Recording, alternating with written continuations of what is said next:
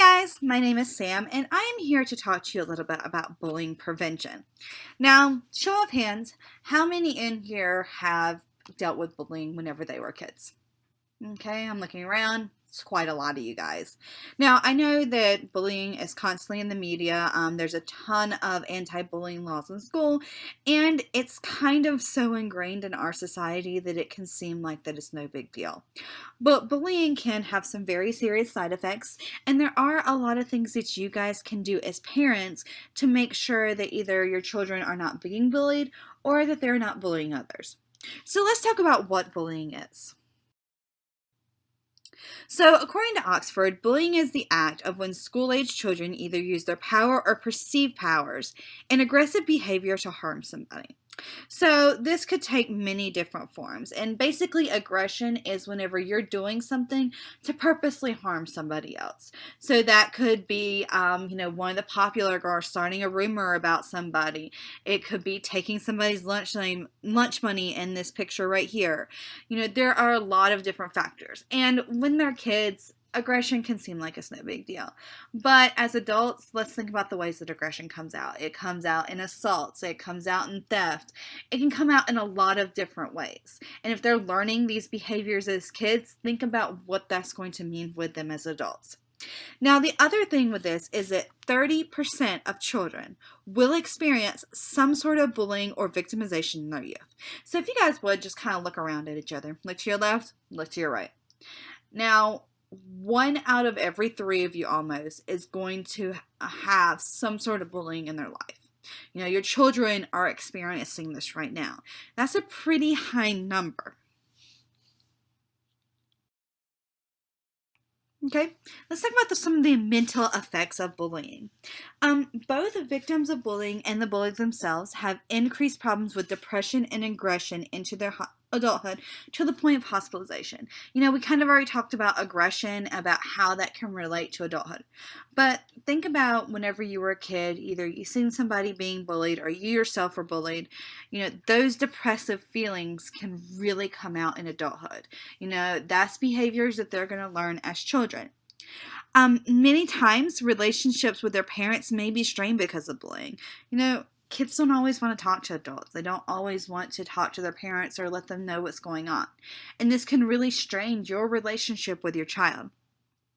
In many situations, a child's focus of right and wrong may be altered because of bullying. Let's think about it.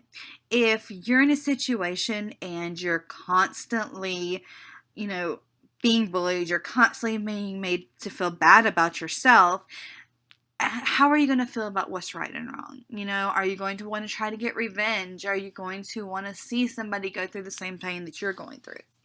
And bullying leads to less pro-social behavior in children.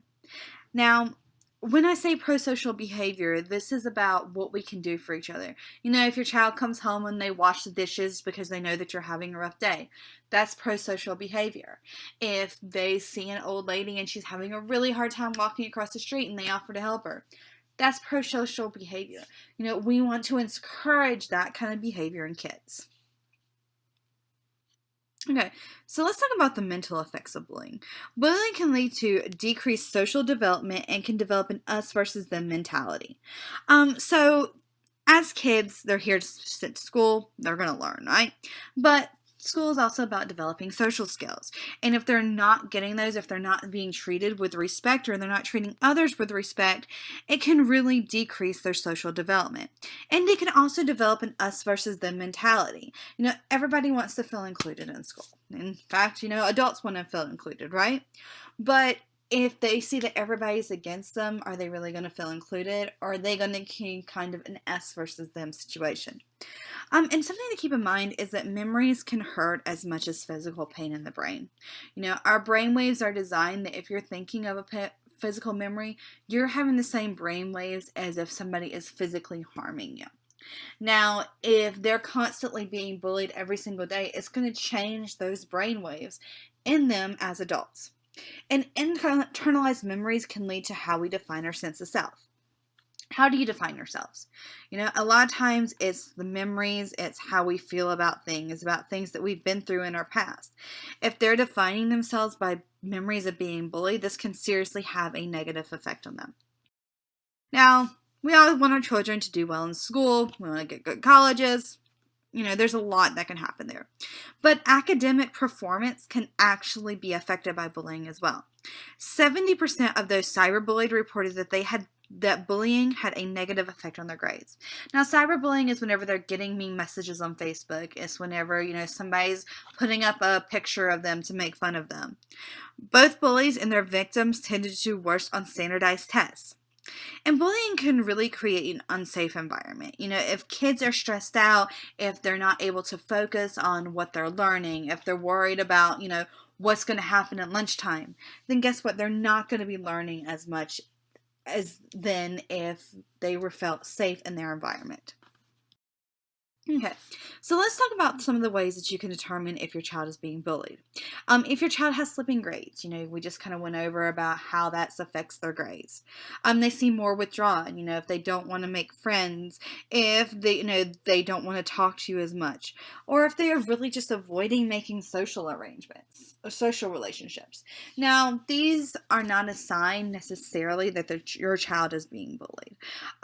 There could be many different reasons on why all this is happening. What can you do? Talk with your child about what's going on with them in their development. If they're having issues at school, sometimes just asking them can make a huge difference. Let the school know what's going on. Counselors can't be everywhere. Teachers can't be everywhere. Something that may look innocent really isn't. Make sure that the school knows what's happening. If your child is the one that's bullying, they should be punished. Taking away privileges has proven to be very effective. And then also spend time with your children. So spending your time with your children can have some really big effects. They're going to improve their social abilities. They're going to improve their self-confidence. And children who spend time with their parents are less likely to bully others.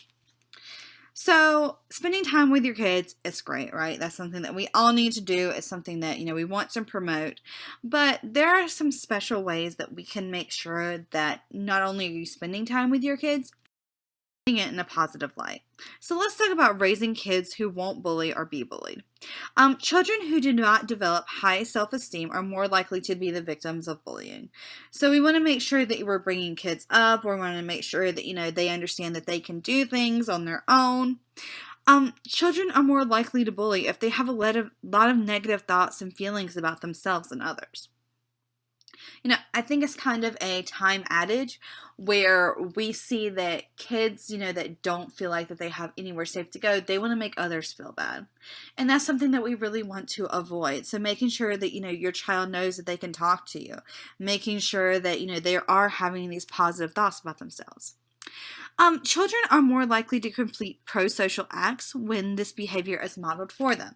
So we kind of talked about this a little bit earlier. Pro-social acts is whenever you're taking the time or somebody is taking the time to do something nice for somebody else. So it could be a situation where, you see them making, gift cards for some, or not gift cards, but greeting cards for people at Christmas who are underprivileged. It could be a situation where you're helping somebody else out with their household chores. But we want to make sure that these kids know that they need to be nice to one another. They need to respect one another. Talking to your children about bullying. So this is a big thing. Especially for children that have not been bullied in the past, they might not understand that what they're doing is harmful to somebody else. So talking to them about how they treat people, talking to them about what bullying is. And one study has shown that nonfiction is a great way to do this.